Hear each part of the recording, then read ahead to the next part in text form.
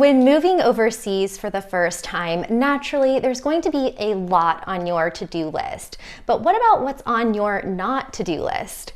I'm Kristin Wilson, your Go Overseas mentor here at International Living. And on today's episode of ILTV, I'm going to share with you 8 top mistakes that I see people make when they move to a new country for the first time. Up first is buying real estate before you live in the country. Now, investing in real estate abroad is usually a great decision, especially if it's for investment reasons. But if you're moving somewhere permanently, it's always a good idea to visit the country and rent in a couple different places before you decide to buy something. Back when I worked in real estate in Costa Rica, a common pattern I would see was people moving down to the country and buying something right when they got there, or even before they arrived sight unseen. And then once they spent a few months or even a couple years living in Costa Rica, they wanted to sell and move to a different part of town or a different part of the country. So a good way to avoid this mistake is to do an exploratory trip to the country first, check out a few different towns and neighborhoods, and spend a couple weeks or even months in different places before deciding to invest long term. Tip number 2 is to do an exploratory visit to the country or countries that you're interested in. This is especially helpful if you're trying to decide between 2 or 3 different towns or countries, and you can go there in person and get more of a feel for the day-to-day lifestyle, the culture, the language, the people, and this can usually help you clarify where it is that you decide to go. An exploratory visit can be as short as a couple weeks or as long as a couple months. And rather than being a vacation, you're going there with the intention of feeling what it's like to live there. And doing an exploratory visit before you put down roots can really help long term and help you ensure that you're in the right place for you. With an exploratory trip, you're spending some extra money up front to ensure that you have peace of mind in the long run. Another mistake that I see quite often is people skipping that exploratory trip and moving straight into the process of applying for residency. Now, it's one thing if you're looking to get a second passport, another citizenship, or a golden visa just for flexibility purposes in your life.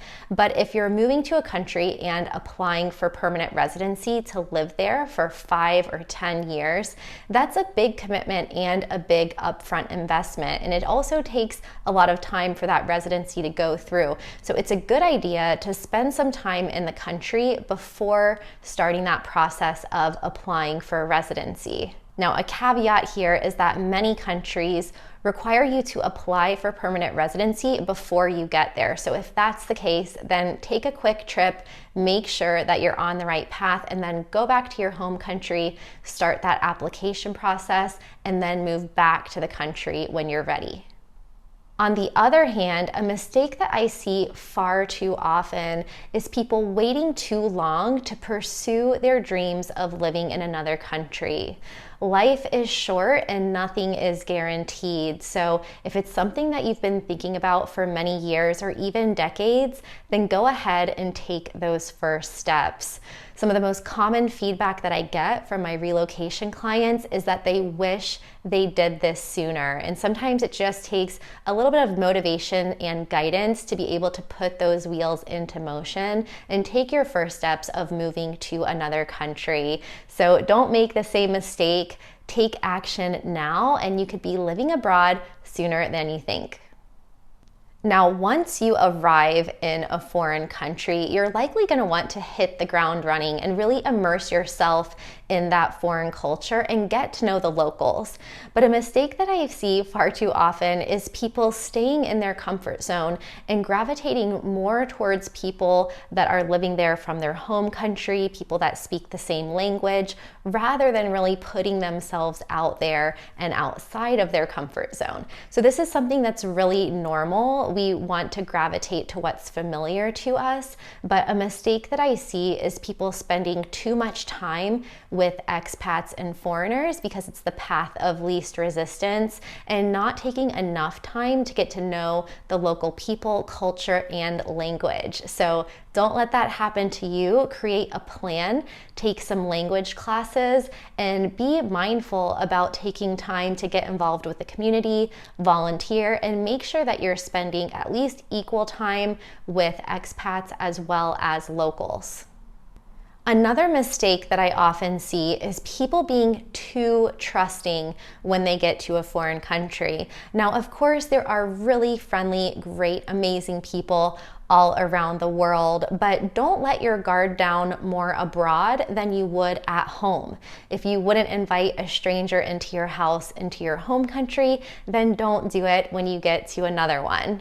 I've heard far too many stories of people inviting their new friends over for dinner and really showing them their home and then getting robbed a few days or a few weeks later. So there are a lot of scams out there. Do your homework so that you know about the most common ones, and be trusting with people, but not to the point to where you're putting yourself at risk.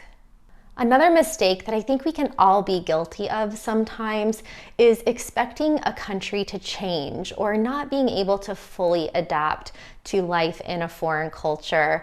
Sometimes there's really big hurdles where laws and equality and human rights are a lot different abroad than they are in your home country, but sometimes it can just be little frustrations like the climate or the power or the water going out or poor infrastructure or a combination of different things. If you're from a country where everyone is really punctual and you move to a place where people are on mañana time, where tomorrow might mean tomorrow, but it also might mean next week, next month, or never, then these are the things to be aware of. But having a really flexible and open mindset and knowing that you might change, but that country is not going to change for you can really help you cope with those cultural differences. And a website that I like to use is called the Hofstede Index, where they have a country comparison calculator where you can see the main differences between two countries at a glimpse. And this can give you a point of reference for how extreme those cultural differences are and what you're going to be up against when you get there.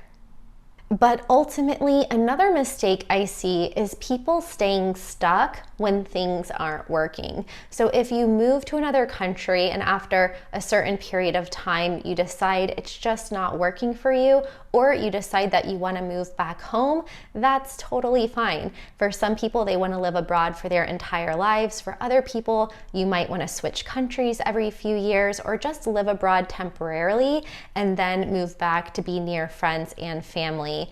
So if you find yourself coming to the end of your time in a given place, then just embrace it. Be grateful for that experience that you had living there. Don't be afraid to move on or move home. You'll really value that life experience either way. I hope that these tips help as you plan your overseas life. What are some other mistakes that you've seen or experienced? Let us know in the comments below or reply to this email to share your thoughts.